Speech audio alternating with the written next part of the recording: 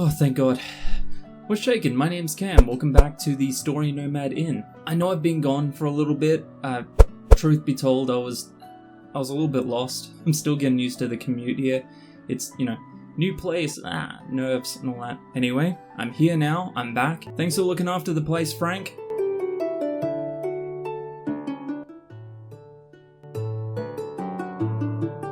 Weird guy. So if you clicked this video, then chances are you're like me and you've been getting your cheeks clapped black and blue by every second enemy in a little video game called Elden Ring.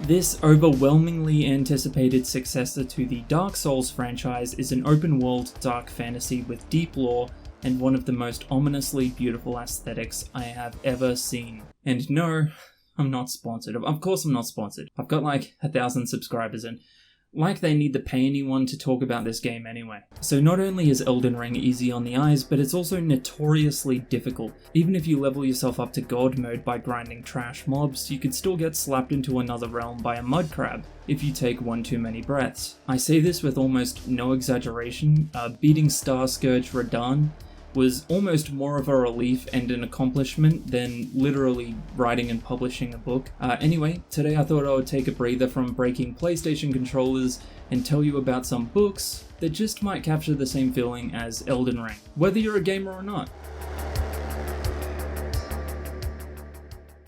Godblind by Anna Stevens is a remarkably dark and violent fantasy series, one that I think does a pretty good job of matching the gothic, blood-soaked aesthetic of Elden Ring. Most of all though, this book, more than most others on this list, has a pretty similar bleak approach to religious fanaticism. There was a time when red gods ruled the land. The Dark Lady and her horde dealt in death and blood and fire. That time has long since passed, and the neighbouring kingdoms of Myrces and Rilpor hold an uneasy truce. The only blood spilled is confined to the border where vigilantes known as wolves protect their kin and territory at any cost. But after the death of his wife, King Rastoth is plagued by grief, leaving the kingdom of Rilpor vulnerable to the bloodthirsty greed of the warrior King Lyris and the Myrces army waiting in the mountains. This book is the first one in a trilogy, so there's plenty of content to enjoy, and one of my favourite things about Godblind is the lightning fast pace that the story travels at. Combine that with the non-stop action and I'm willing to bet that you won't get bored.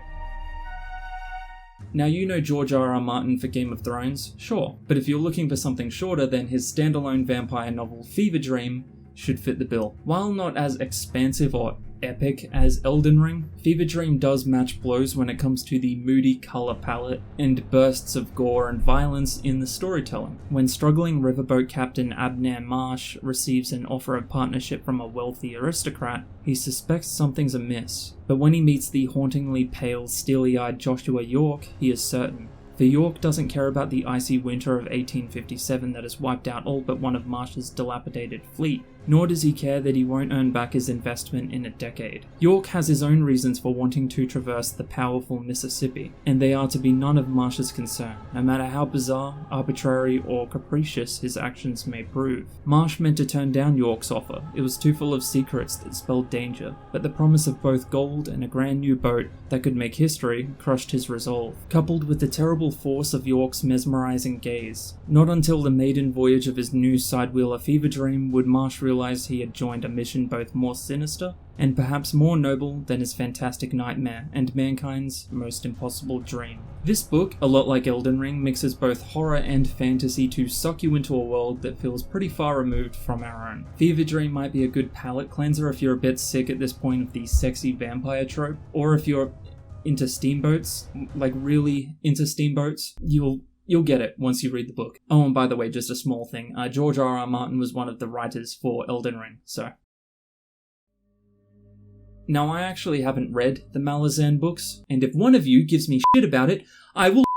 I'm sorry, Elden Ring has been putting me a little bit on edge, so I asked a few of my mates in the book community if they've read any books that remind them of the game that I no longer wish to name, and two of them separately recommended Malazan Book of the Fallen, starting with Gardens of the Moon by Stephen Erickson. The Malazan Empire simmers with discontent, bled dry by interminable warfare, bitter infighting and bloody confrontations with the formidable Anamander Rake and his Teest Andi, ancient and implacable sorcerers. Even the Imperial legions, long injured to the bloodshed, yearn for some respite, yet Empress Lassine's rule remains absolute, enforced by her dread claw assassins. For Sergeant Whiskey Jack and his squad of bridge burners, and for Tattersail, surviving cadre mage for the 2nd Legion, the aftermath of the Siege of Pale should have been a time to mourn the many dead. But Darujistan, last of the free cities of Ganabakis, yet holds out. It is to this ancient citadel that Lassine turns her predatory gaze. However, it would appear that the Empire is not alone in this great game. Sinister, shadowbound forces are gathering as the gods themselves prepare to play their hand. Jesus, that blurb's a bit of a mouthful, isn't it? Just looking at some of the fan art for these books, it's very clear that this is about as close a series will get to looking like Elden Ring in book form.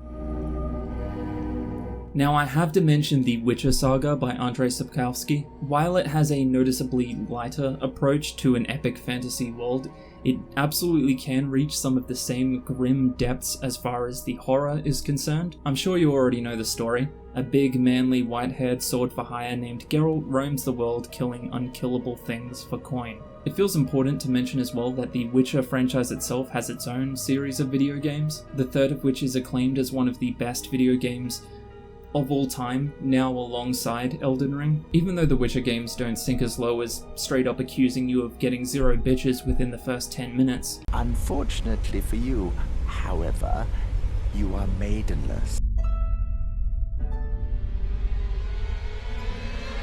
Both the games and the books do create a sprawling adventure across countless landscapes, littered with monsters and creatures, large and small. A lot of the monsters from Elden Ring actually feel directly inspired by the ones in Sapkowski's works, and I think it's very unlikely that that's a coincidence. The game's director, Hidetaka Miyazaki, is known for being a fan of the fantasy genre and books including Tolkien, etc. So I think it's very fair to say that a lot of the monsters in this world are inspired by ones like in Lord of the Rings and The Witcher.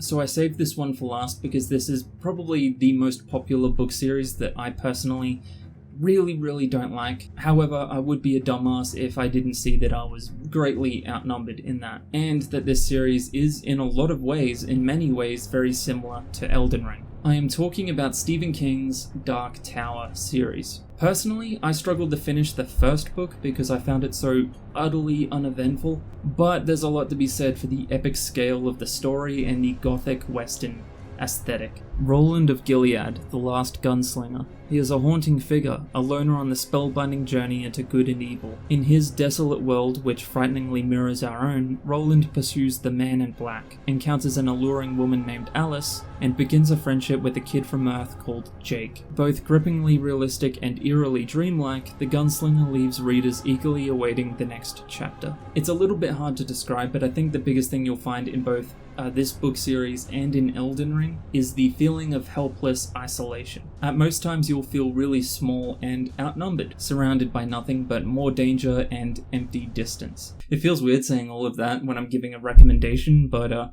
hey, if depressing aesthetics didn't sell, then you wouldn't know what this sound means. See? Now I will give an honourable mention to Hyperion Candos by Dan Simmons, which is a sci-fi series from the late 80s that does a pretty good job of matching the more heavy metal vibe of Elden Ring. But with that said, I think that'll do it for now. I would love to hear what you think of any of these books if you've read them, or if you have any similar recommendations to Elden Ring, or in particular, how you're going with Elden Ring so far. And I swear to God, do not call me maidenless unless you want to get smacked upside your head. Thanks for watching, especially for watching through the whole video. You are my favourite. I'll be sure to always save a stool here for people like you. Otherwise, look after yourself, and hopefully I'll see you in the next one. Catch ya.